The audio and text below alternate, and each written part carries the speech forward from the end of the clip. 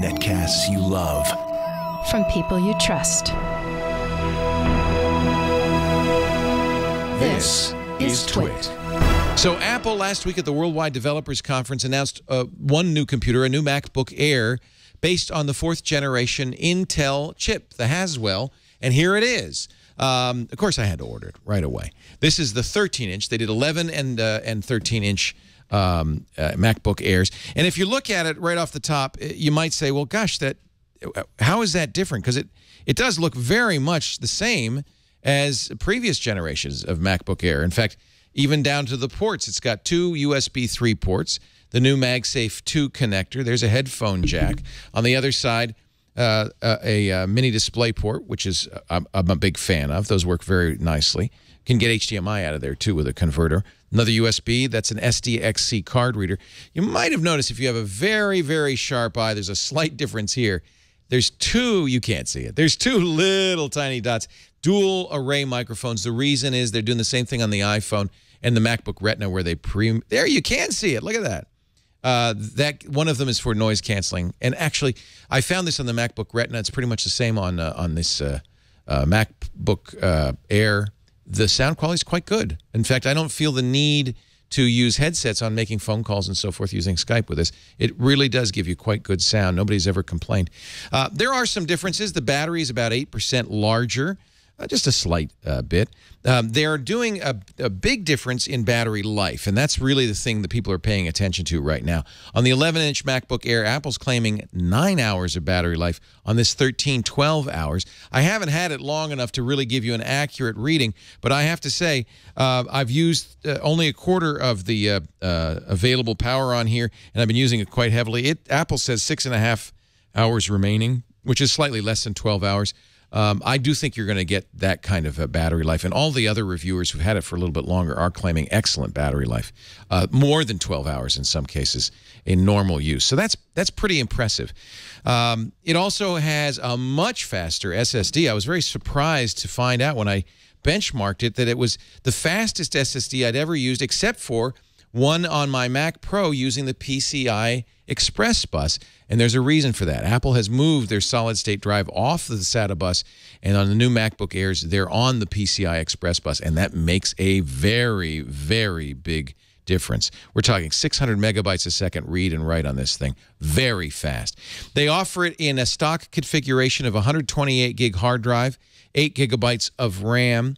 That's an SSD hard drive at a starting price of $10.99. These are a little less expensive, actually, than the MacBook Airs of previous years. And there's one thing that you might wonder about. The processor speed is a little bit slower. This is a maxed-out MacBook Air, so I put an i7 in it running at only 1.7 gigahertz, although it will step up to faster speeds. Slightly slower processor speeds on here, giving you slightly slower benchmark results, but I have to tell you, you won't notice the difference. And one of the benefits, of course, because it's using Haswell, is much, much better battery life. And I think that this is plenty fast enough. However, the slower processor speed and the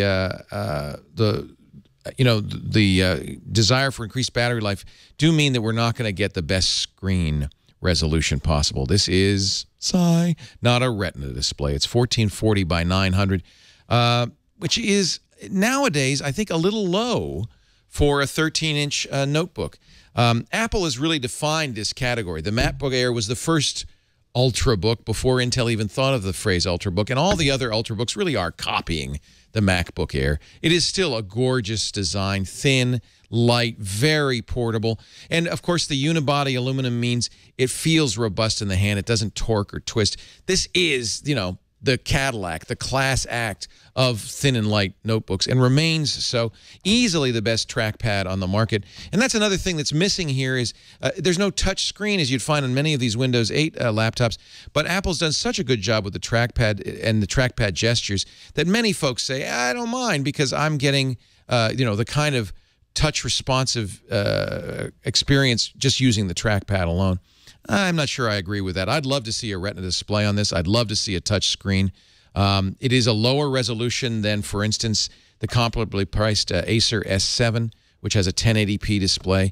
And I notice it. You know, I use so many Retina devices now that I really can see the difference in terms of the screen resolution. It's not exactly horrible, but it's just not as crisp as I'd like it. So let me, but I have to tell you, amazing battery life, amazing throughput on the SSD drives. The reboot is just seconds. It feels perfectly responsive, and of course you wouldn't maybe with a Retina display be able to push these pixels around as fast as I am. It's just these are important distinctions to know about. The price starts at $1099 as configured here. This is about $1,450 because I did get the top of the line, put an i7 in it, put 8 gigs of RAM in it, so you can build to order and get it to be a lot more expensive. Pros on this: incredible battery life, best trackpad in the market, best form factor. This is the standard setter in this market. There's just nothing better out there. And the SSD drives are the fastest I've seen on anything. This thing, it does not slow down when you're accessing the hard drive. Cons: well, it's pricier than some PCs. The CPU is slightly slower, which some might take offense at. And I am a little disappointed by the lack of a Retina display. It's not that I don't understand why.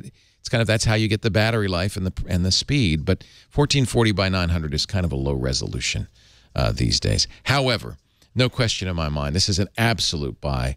Apple has taken what is probably the best product in this category and made it just a little bit better. I expect to see even more improvement in battery life when the next generation of OS X Mavericks comes out with some features tuned specifically for the Haswell chipset in here. So you're going to see more, believe it or not, more than 12, 13, 14 hours of battery life on something like this. This is the ideal, as Nilay Patel said, the ideal notebook for taking to the coffee shop and staying all day. A definite buy for the 2013 MacBook Air. I love it.